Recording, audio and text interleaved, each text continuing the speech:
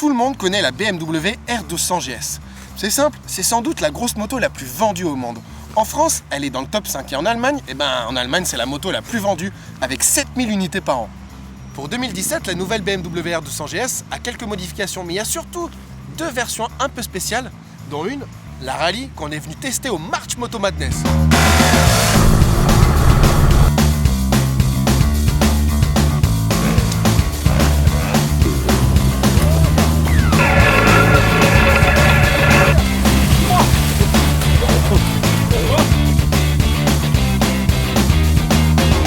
Le March Moto Madness, ça s'est passé ici, à Dreux.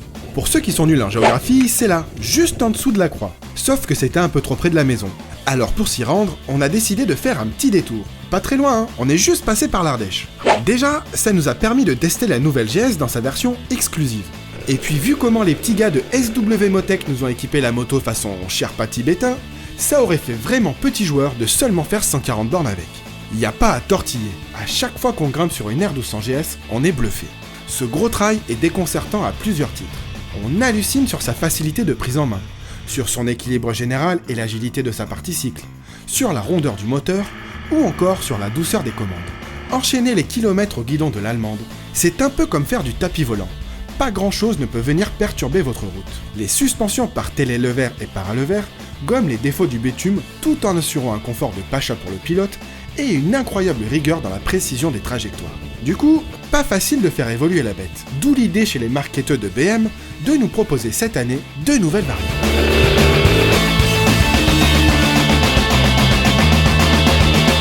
Celle que nous avons choisie pour la route, c'est donc la version exclusive. Alors, qu'est-ce qui la différencie de la GS standard ? Pas grand chose en fait. D'abord, il y a un coloris spécial. Il s'agit du Ice Chocolate métallique. En fait, ça veut juste dire que c'est marron. Puis on trouve des étriers dorés, des enjoliveurs alus sur les flancs, et une partie du moteur ainsi que le cardan sont peints en noir. Et puis c'est tout. Quant à la version 2017 de la GS, elle aussi évolue par petites touches. Le moteur répond désormais aux normes Euro 4, mais il conserve la même puissance, soit 125 chevaux. Ensuite, la boîte de vitesse a été revue pour être plus douce et moins bruyante. Enfin, on trouve une innovation dans l'ESA, le système qui gère électroniquement les suspensions. Dorénavant, le réglage en précharge de l'amortisseur se fait automatiquement suivant le poids du pilote et le chargement de la moto. Mais ça, c'est en option. Et comme d'habitude chez BMW, le pack d'options, c'est tout un poème. Comme vous avez pu le voir, pour énumérer la liste des différences entre la version standard et la version exclusive, c'est assez court. Par contre, pour vous lister le nombre d'options, à la façon BMW, là, c'est un peu plus long. Pour commencer, il y a le pack dynamique. Avec ça, vous avez les modes de conduite pro, le shifter pro, le phare à LED et les clignotants à LED. Et ça coûte 1465 €. Et c'est juste le début. Ensuite, il y a le pack confort, 545 €. C'est moins cher déjà. Et avec ça, vous avez notamment les poignées chauffantes, les protège-mains, le capteur de pression, et puis quelques autres babioles qui coûtent un peu moins cher. Et pour finir, il y a le pack touring, 1685 €. Perso, moi je trouve que c'est le plus important celui-là, parce que dedans vous avez le démarrage sans clé, les aides dynamiques, l'ordinateur de bord, bref, l'essentiel. Ah si, il y a aussi le régulateur de vitesse. Et ça sur l'autoroute, c'est vachement bien. 20 230 €, ça fait cher le morceau. Et pourtant, les GS se vendent comme des petits pains. La vraie question, c'est de savoir pourquoi. Selon nous, c'est d'abord grâce à l'incroyable polyvalence de cette moto. Il y a pas mal de machines qui peuvent vous emmener au taf la semaine et en balade le week-end. La GS le fait aussi, mais en mieux. Son équilibre parfait, son grand rayon de braquage et sa position de conduite bien droite en font une précieuse alliée pour se faufiler dans les centres-villes. Quant à ses aptitudes au voyage, elles ne sont plus à démontrer. La GS est sans doute l'une des motos qui prend le mieux soin de son pilote. Le confort général, la protection et la légèreté dans les changements d'angle font qu'à la fin de la journée, vous êtes encore bien frais.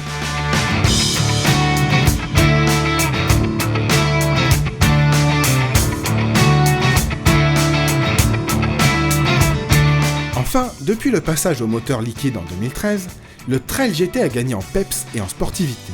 Sur les routes bien viroleuses, peu de motos peuvent rivaliser en termes d'efficacité, y compris chez les gros roadsters bien méchants et autres sportifs. Si vous avez le modèle 2016, gardez-le, c'est pas la peine de le vendre pour acheter la nouvelle. À moins que votre truc ce soit vraiment le tout-terrain, et que vous ayez méchamment craqué sur le look de la rallye. D'ailleurs, on va voir ce qu'en pensent les petits gars du March Moto Madness.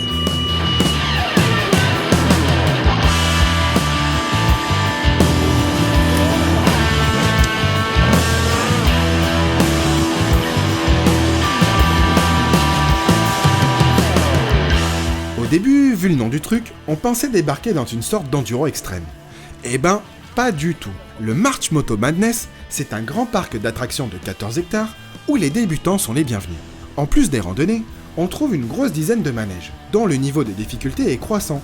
Du coup, eh ben t'y vas à ton rythme.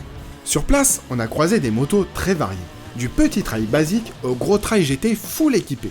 Et comme il y avait pas mal de mecs en GS, on en a profité pour approfondir notre enquête sur le succès commercial de cette moto. Comment tu la trouves en tout terrain la GS? Terrible, vraiment terrible. Évidemment, il y a le poids, il est là, mais pour le reste, c'est une partie de cycle de dingue. J'aime bien avoir cette sensation de grosse moto en dessous de moi, mais qui passe quand même partout. Il y a une, je sais pas si on peut dire une jouissance, mais il y a un plaisir à avoir cette grosse moto qui fait peut-être 200 ou 250 kg et qui est si maniable. Et puis en plus de ça, on sort du chemin de terre, on est à une main à 200 km/h et voilà. C'est pas bien ça. Non. Je dis pas ça, je dis pas que je le fais, mais il paraît qu'on peut le faire. T'as eu d'autres GS avant celle-là? Non. C'est la première? C'est la Et première. t'as essayé d'autres gros trails ou J'avais une KTM 990 avant. KTM est plus basée vraiment off-road et ceci c'est le top sur la route et en off-road c'est bien aussi. Un petit peu moins bien que la KTM, un peu plus lourd, mais je préfère cette moto-là. Une fois n'est pas coutume, c'est moi qui vais endosser le rôle du débutant, car le tout-terrain, c'est vraiment pas mon truc.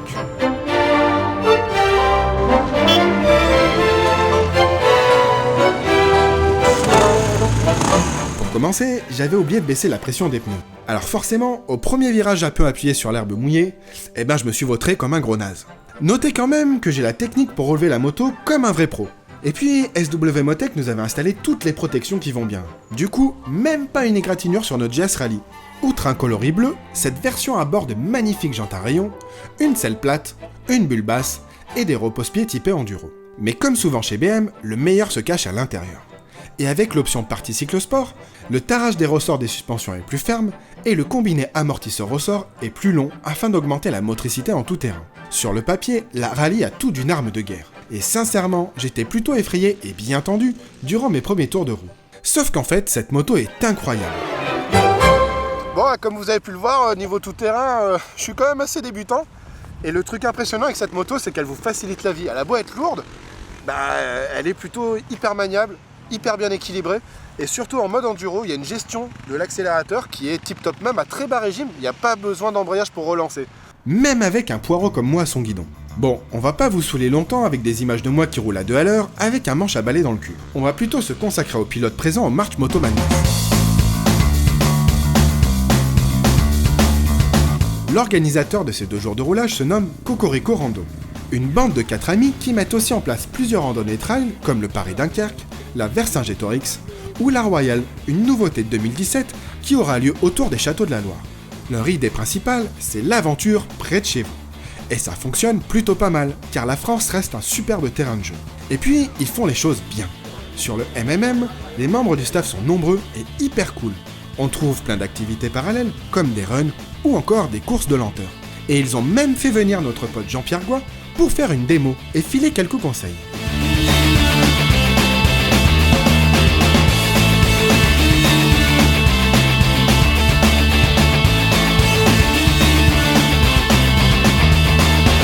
Bref, tous les ingrédients sont réunis pour passer un super week-end. Mais nous, on était quand même là pour bosser sur la GS. Et en fouinant un peu, on est tombé sur un vrai connaisseur. Il s'appelle Michel et roule en BMW depuis 1978. Pourquoi t'as choisi la GS? C'est la plus polyvalente et quand tu arrives le soir au bivouac, quand tu fais l'Ard Alpitour et d'autres, enfin moi j'aime bien tous les rallyes amateurs maintenant, eh bien souvent les autres marques ils chipotent encore la nuit et toi tu peux dormir au bivouac. La première GSLC, la 1200 qui est sortie en 2013, c'est vrai qu'il y a eu beaucoup de problèmes. Pour moi, elle était mise un peu trop tôt sur le marché. Il y en a qui n'ont eu aucun problème. Moi, j'ai eu beaucoup de problèmes sur la 2013. Après, j'ai celle-ci, c'est que du bonheur. Et c'est une 2016. Belle franchise de la part d'un fan de la marque.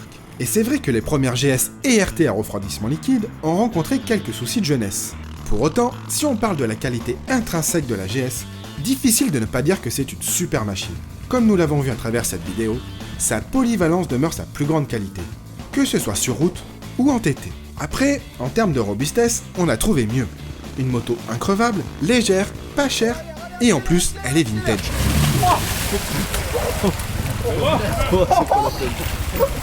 Ah oui, d'accord, c'est sympa.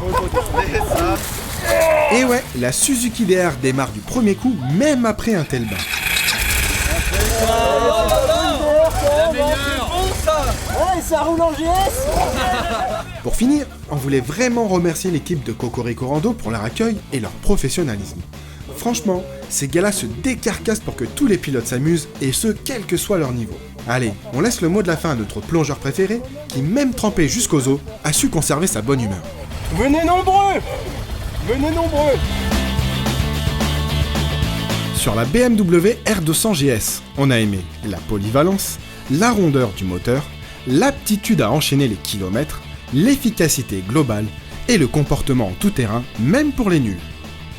On n'a pas aimé le prix des options, la puissance du moteur boxer à haut régime pour les énervés, et être nul en tout terrain.